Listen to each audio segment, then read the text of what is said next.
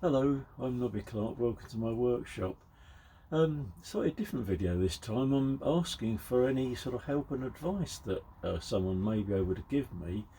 I recently had a problem with the switch on my Myford lathe. It's a drum type switch made by a company called Dewhurst. These are very commonly fitted to earlier Myford lathes.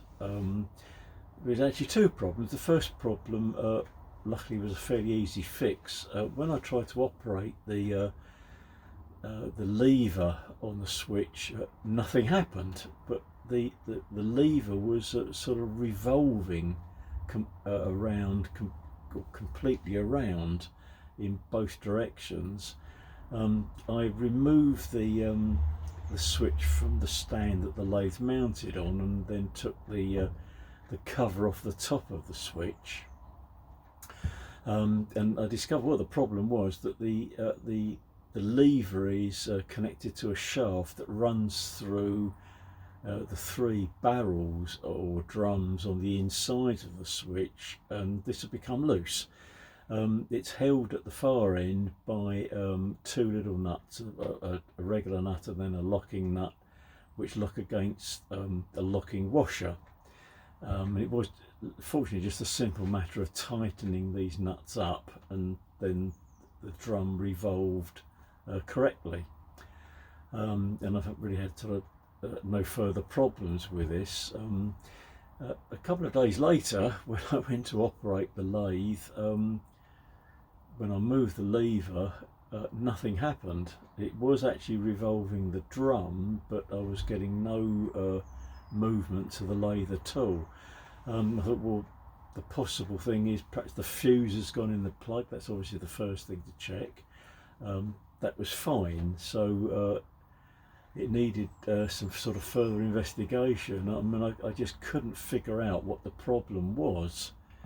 Whether the switch was completely broken, I just didn't know, and it took me quite a long time to work out what the problem was.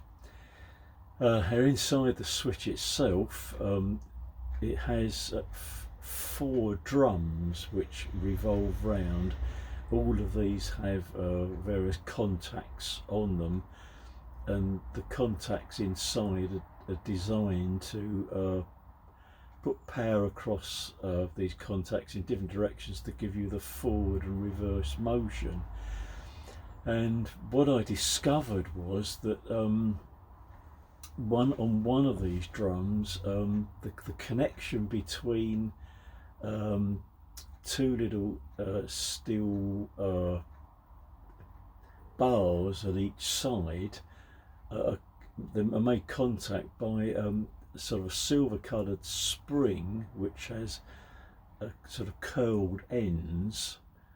That one of these springs, the contact on that had actually burned away, and obviously was not making contact. There was actually sort of like a hole in it at one end. Well, I'm really not quite sure what to do, but when I examined the switch very carefully, I realised that the drum furthest away from the lever isn't actually used at all.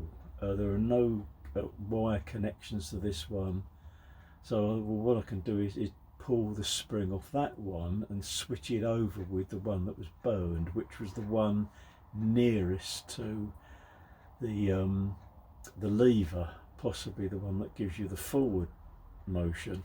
And by doing that, the switch now works perfectly. And I hope there's going to be no further problems with it, but really thinking to the future, well, it may be the best idea to try and source some spare parts for it if I can, particularly these springs. The obvious thing to do was to contact Dewhurst, who are obviously still in business. They're a very, very big company. It's Dewhurst PLC. So I gave them a ring. That the chap in the sales department was very, very helpful, but he pointed out quite rightly, which I realised, this switch hasn't been made for many years, and as far as the company is concerned, it is an obsolete thing now, and there are no spare parts available for them anymore. Thanked him for his help, and I thought, well, I don't really know what to do now, so I thought, well, I'll give Myford a ring, see if they can offer any advice. Again, Myford are very helpful people. The guy there said that they had in fact stopped using the Dewhurst switch many years ago. He said one concern was that the switch isn't earthed, which is actually wrong. The switch I've got is fully earthed, so really no worries there. It's earthed against the casing of the switch. But he said that Myford are using different switches now. There's obviously no immediate problem or worry from my side at the moment. I mean, it is possible to buy similar, very modern types of drum switch now. These are available on eBay, and they're not terribly expensive to buy. Perhaps worry on my part is that I'm not very electrically minded, so I don't know how easy it would be for me to replace the switch and wire it correctly, but that may be something I would have to do in the future.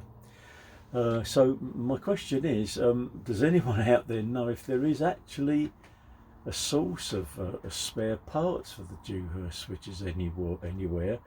I mean, there must be still thousands of these Dewhurst drum switches fitted to Myford lathes.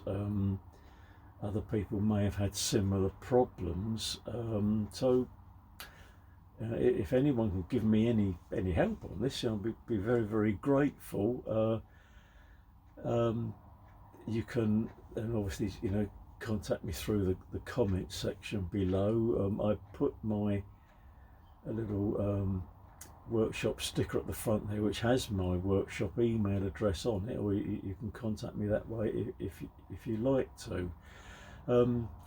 So really that's it really. I'm going to take the camera off the tripod just to show you the switch, because I mean, there may be people that are not sort of familiar with this type of switch anyway, but I'll just show what the switch actually looks like. So bear with me just a second.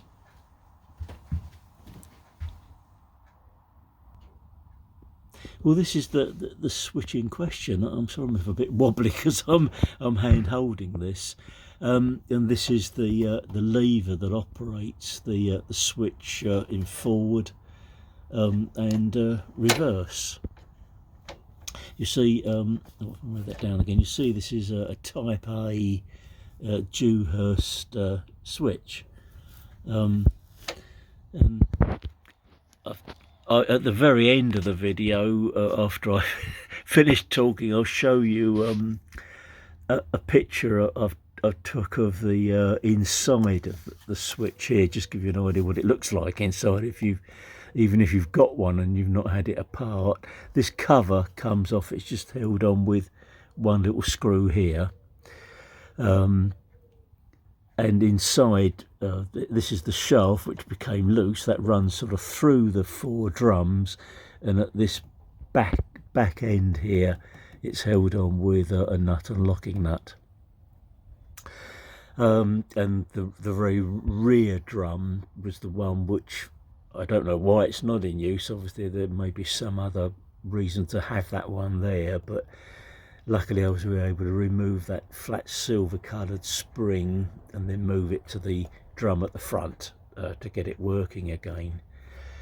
So for the moment, everything seems to be working fine. I've been using the lathe over the last few days with no problems, or just it's noisy, but that's a Myford lathe for you. So there we are. If you just sort of hang on for a moment, I'll put the camera back on the stand and just wind things up.